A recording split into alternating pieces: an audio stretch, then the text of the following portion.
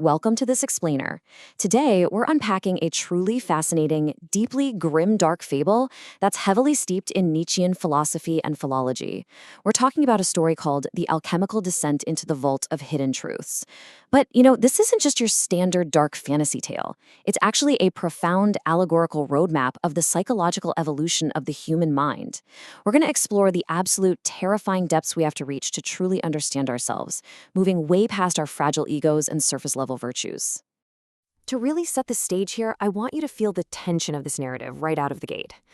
Picture this. You have the hollow-gazed shadow, and it's watching our other main character, Salvio Polido, with this flickering, mocking amusement. The shadow's voice is literally like the grating of cracking wood, and it says, "You seek the ash of absolute truth through destruction, Pale One, but your crucible only burns what is already dead." It's such an incredible opening volley, right? It immediately challenges everything Polido, and honestly by extension us, believes about how to actually find the truth. Section 1. Fire and necessary friction, the dialectic of the soul. So let's look at the core conflict here, which is really about the opposing forces of our own psychology. On one side, we have Salvio Polido. He's the inquisitor, standing over these decorative shrouds of discarded egos. He represents cold, surgical judgment and atavistic fire. He genuinely believes he can just burn away the heresy of unexamined thought with calculated destruction. But then you have the shadow. And the shadow basically argues that Polido is merely the fire, and fire alone just doesn't cut it. The shadow is the raw impulse. It's the necessary friction. The idea here is that the chaotic friction of our naked, uncensored impulses is actually what drives true transformation. You can't just surgically remove your flaws. You have to wade right through them. And what does all this friction actually lead to? Well, it points to the ultimate goal, the overman.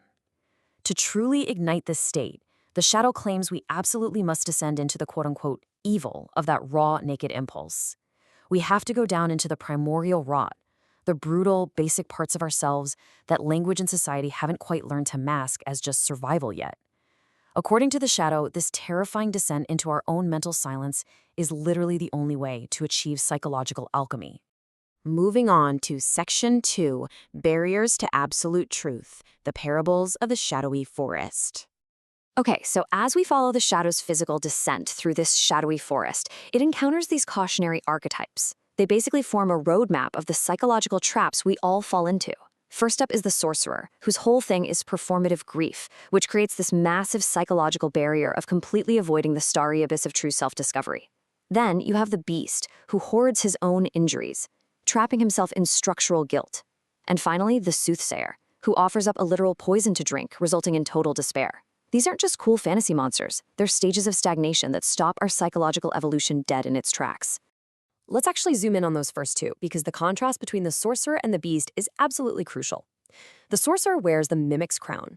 He's draped in these decorative shrouds of performative grief, reciting poems of abandonment to create what's called a shimmering oasis of the ego. He's basically luring others into social conformity. It's a staged tragedy meant to hide a breeding ground for maggots. Now compare that to the beast with a leaden anchor.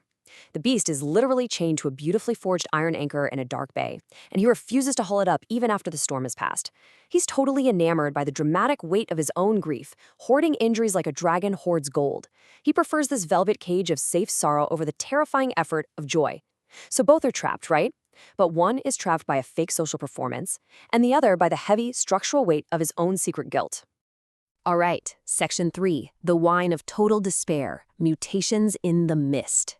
Now, right at the edge of the vault, things get incredibly dark. We find the obsidian well, where souls are drinking this thick, dark syrup, the soothsayer's poisoned wine. And why do they drink it? To make reality feel beautifully tragic. They literally choose to starve in exquisite misery rather than face the atavistic human brutality of the real world. And by doing this, they mutate into the spirit of negation. They become these cosmic vampires who mock all noble values simply because they lack the courage to invent their own values in the starry abyss. It's a really chilling representation of nihilism acting as a psychological defense mechanism. Section 4. Living Library of Shadows. Enter Die Knochenweide. So we finally meet Die Knochenweide, the tree spirit, and its worldview is the terrifying core of this entire story.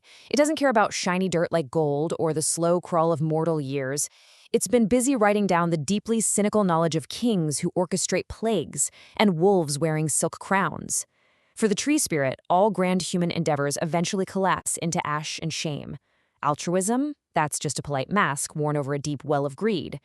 It doesn't want to fix the world. No, it is patiently waiting for the world to choke on its own unexpressed envy. It is an unflinching, brutal confrontation with the absolute darkest realities of human nature. Section 5. Anatomy of Human Vanity, the Final Confrontation. Okay, let's circle back to the very beginning for a second. Salvio Pialito, our surgical inquisitor, gave the shadow a command. Go then, internal devil, to the roots where sins are brewed in the dark and justifications are distilled from malice. See, Pialito believed he was just sending the shadow to gather evidence of heresy so he could burn it away.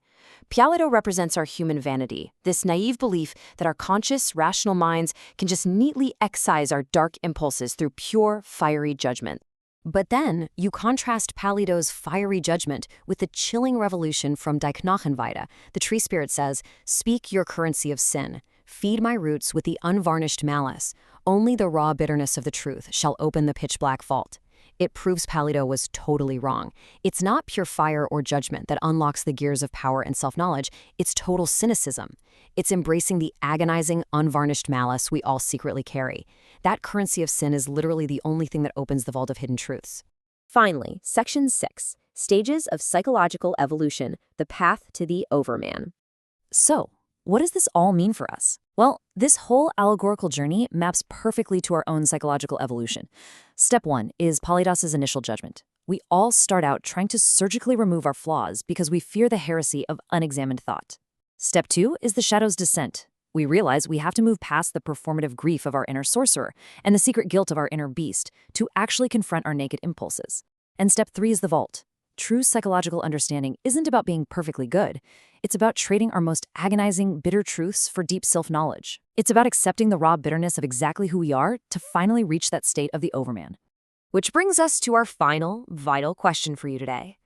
Are you chained to the structural weight of your own secret guilt, just rusting away in a velvet cage of safe sorrow?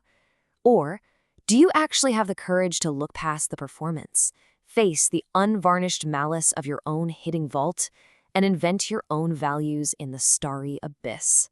It's a really heavy thought to carry with you, but hey, that's the necessary friction of growth. Thanks so much for joining me on this explainer, and I truly hope this sparks a descent into your own hidden truths.